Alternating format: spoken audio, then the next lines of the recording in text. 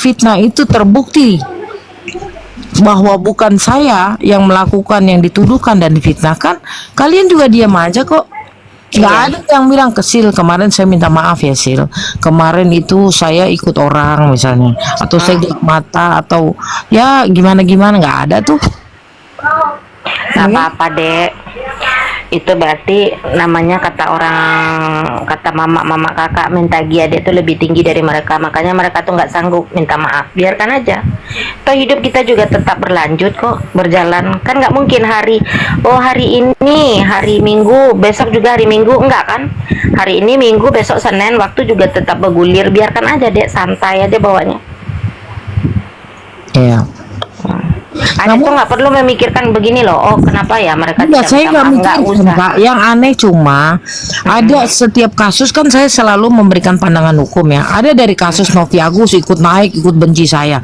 Ada kasus saya sendiri, kasus Subang, tiba-tiba naik gerombolan mereka itu menjelek-jelekan saya. Loh, saya kalau enggak dari mereka semua kasus Subang, saya nggak bakalan mau pegang, Kak. Berat, Kak. Ada 4 klien, Kak. Iya. Pembunuhan berencana. Kalau nggak dibujuk rayu, mana mungkin saya mau ambil. Sekarang atas bujuk rayu mereka saya ambil. Pada saat itu saya menyodorkan 500 juta loh, Kak. Itu fee advokat saya. Tapi mereka bilang nggak sanggup. Akhirnya ya udah, nanti kita bantu operasional. Sekarang bantuan operasional itu dikemukakan seolah-olah saya minta-minta, kan bajingan itu. Kata kalimat bajingan saya pun dianggap kalimat kasar. Apa kabarnya kalian berotak kasar, berotak jahat dibandingkan dengan kalimat bajingan saya ini? Ya, Iya. jangan apa ya? Kayak seolah-olah Sil ini jahat banget. Konsep pro bono dan pro bono murni aja mereka nggak apa-apa. Sebenarnya pro bono lah. Kalau pro bono murni artinya murni 1 perak pun saya nggak bakalan makan rezeki klien, kan begitu, Kak? Betul. Dan saya buktikan di kasus Subang tidak ada pernah saya meminta sedikit pun rupiah, walaupun 1.000 perak pun. Nah, mereka sedang jelek-jelekin saya, kok pro bono minta duit. Lah, lo kan pihak ketiga, mereka tuh pihak ketiga, dan secara hukum diperbolehkan untuk memberikan kepada pengacara pro bono yang sedang menangani klien pihak ketiga, boleh. Iya. Nah, makanya konsep pro bono aja nggak paham, bahkan dipanas-panasi oleh beberapa advokat di sana. Makanya saya bilang, ini kalian advokat ikut persyaratan advokat yang baik dan benar nggak sih? Disumpah dengan benar nggak sih? Saat disumpah kalian ini pikirannya kemana sih? Kita disumpah loh, saya orang Islam, disumpah di atas kepala saya ditaruh Al-Quran, bersumpah berjanji kepada Allah Subhanahu Wa Taala. Ya, Iya. agar amanah, agar setia kepada Pancasila, agar bela rakyat dan bangsanya. Itu sumpah kita. Betul. Bukannya sesama advokat menjelekkan. Ada seorang advokat yang kerjaannya hanyalah ikut gibah, ikut fitnah, ikut jorokin. Itu advokat paham. atau bukan? Saya Paham, pertanyakan. Hmm. Dan itu loh, Kak. Betul.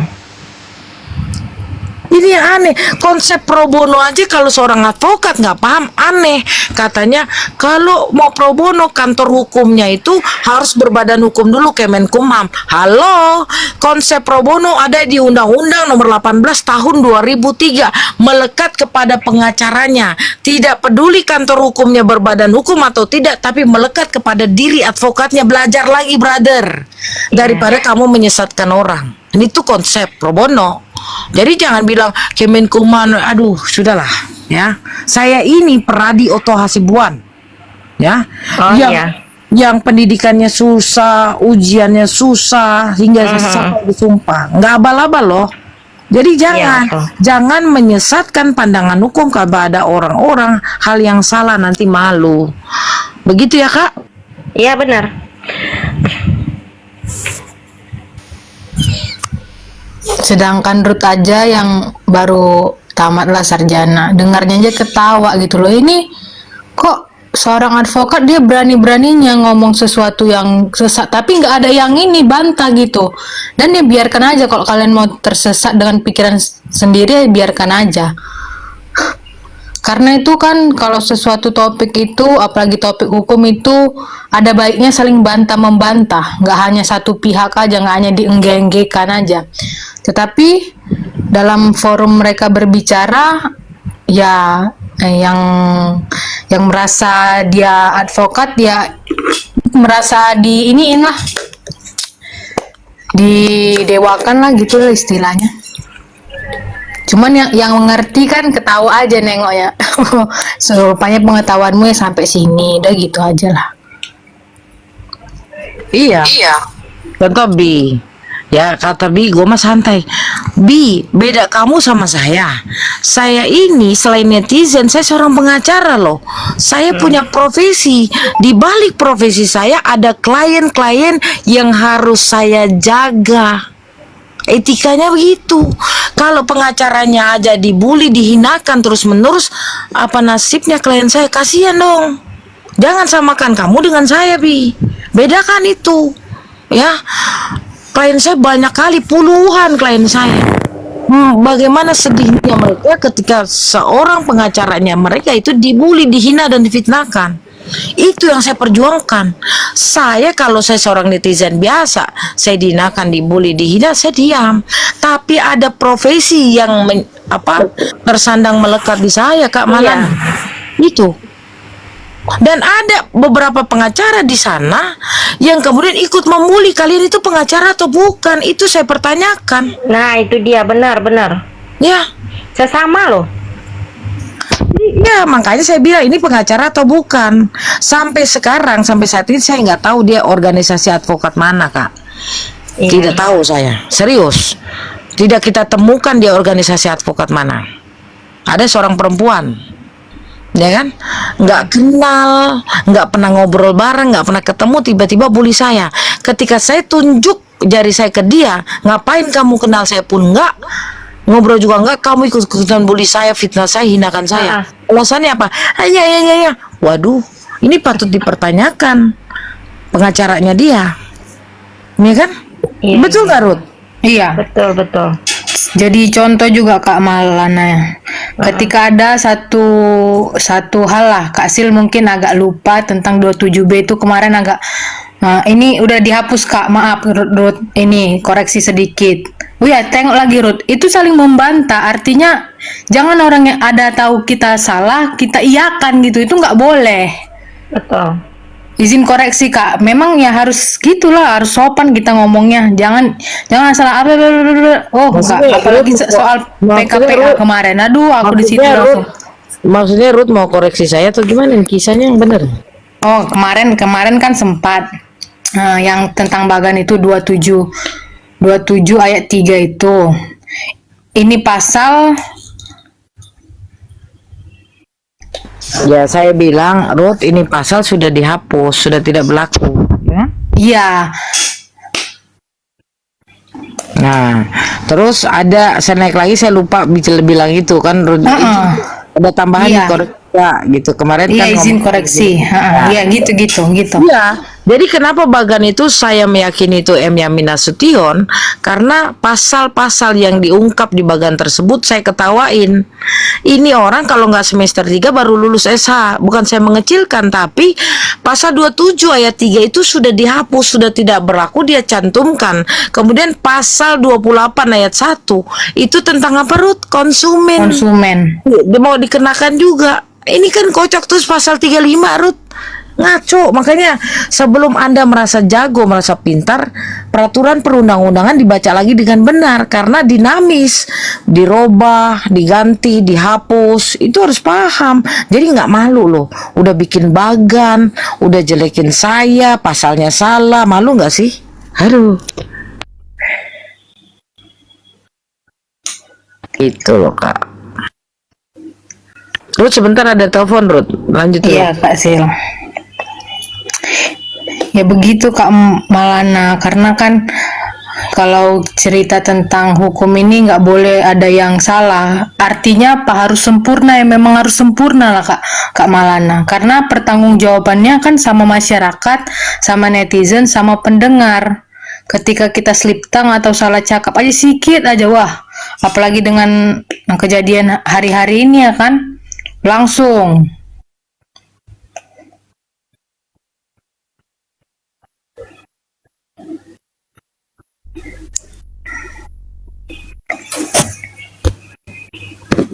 Karena mereka hanya melihat nama tapi tidak melihat apa pasal itu berlaku atau enggak. Iya, Papi. Betul. Kan teori aja terus si Anu nggak pernah ikut bersidang. Ya, belum pernah bersidang. Memang.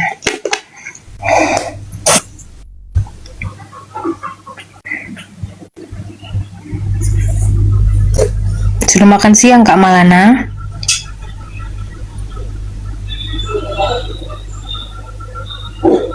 Halo Kak? Kakak udah makan siang. Coba Dek tanya, kakak makan pakai lauk apa?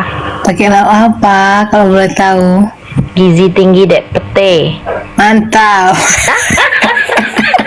Makanya disuruh tanya. Pete sama ikan gabus, ikan asin. Wis, mantap oleh itu Kak. Itu Dek. Ada sambal belacan, pakai sambal belacan. Bukan, itu pete dicabein, cabai hijau. Terus kentang tahu sama itu sama apa namanya ampela. Nah, dipeladoin belado. Jadi hari ini kakak nano Dek, lah cabai hijau sama cabai merah. Gitu Adek. Udah sempurna kali itu ya Kak ya. Ya nggak sempurna lagi Dek. Yang wanginya pete itu yang merona, yang meronta-ronta tuh. Dek Ruth udah makan. Salam kenal ya Dek. Izin kakak Polo ya. Iya, Polo baik ya. Bentar. Kakak Polo adekku. Alhamdulillah udah makan Kak. Gak kalah enak juga Kak. Makan pakai apa Dek? Rendang tapi pakai telur. Wih, rendang telur jangan salah-salah. Iya. Enak itu. Telurnya telur diapain? Yang bulat? Direbus. Iya. Telur rebus. Itu kalau itu mohon maaf dibeli apa dibikin sendiri? Apanya? Rendang telurnya. Ada kemarin apa dari ibuku lagi ada dari pesta, jadi ada bumbunya kan, sayang dibawanya. Ini rebus telur lah. Belajar dulu sama orang Padang yang satu ini bikin rendang telur Dek. Iya gimana tuh Kak? Kalau telur itu, kalau umpamanya masak rendang telur bulat itu biar enaknya, santannya enggak di mendidihkan dulu Dek, dimasukin barengan santan. Itu bumbunya jauh meresap itu ke dalam telur. Semakin lama, semakin dihangatin telurnya semakin mantul. Ruth tinggal di mana Dek? Di Sumut Kak. Oh, orang kita Medan, dekat lah kita Dek. Aku suka sambal pete. Pete. Iya, Papicu pete itu gizinya tinggi. Orang ini manjat kita dulu. cerita makanan orang ini ngiler semua di bawah. Mahal kali. Lo harga pete di sini 200 mahal kali. Itu di mana Comel? Pete di sini di Jakarta udah murah sayang. Pete di Jakarta itu segede-gede jempol kaki ya. Itu kemarin 10.000 kakak beli Dek. Ya di sini juga sekitar segitu. Tapi kalau ikan gabus itu ya mahal.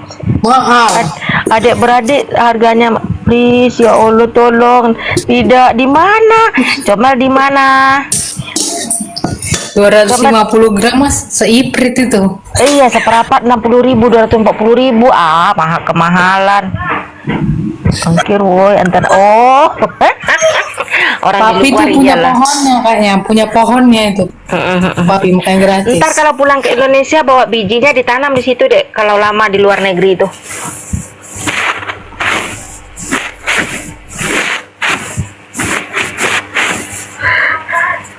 Jadi sekarang masih ada bumbu rendangnya.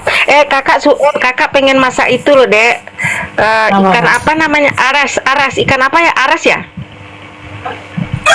Arat aku nggak tahu Kak. Arsi ikan mas. Arsi ikan mas. Kakak itu pengen kakak bikin, tapi di Jakarta ini ikannya nggak ada yang enak, ikan air tawarnya itu Dek. Iya bau di situ, bau tanah. Dek, bau tanah. Oncom kan ada. Iya oncom di sini aja kami yang dari Danau Toba itu sama yang dari kolam aja beda, langsung beda. Iya Dek. Yang dari Danau Toba dari Danau Toba itu suka sampai ke tempat kakak loh Dek, ke Padang Panjang. Ikan danau itu nila sama ikan masnya itu. Iya. Kakak suka beli kalau di sana kampung. Kalau di per kampung kilo itu berapa dibuat? mahal 5.000 dia, dari 5.000 3.000 daripada ikan mas, ikan biasa. Orang kan kalau di tempat kakak di Padang Panjang tuh tanyanya, alah ada yang telepon lagi. Sebentar ya dek, ada yang telepon dek. Iya iya Adikku iya. sayang. Iya iya Kak ya. Aku akan menjawab typingan.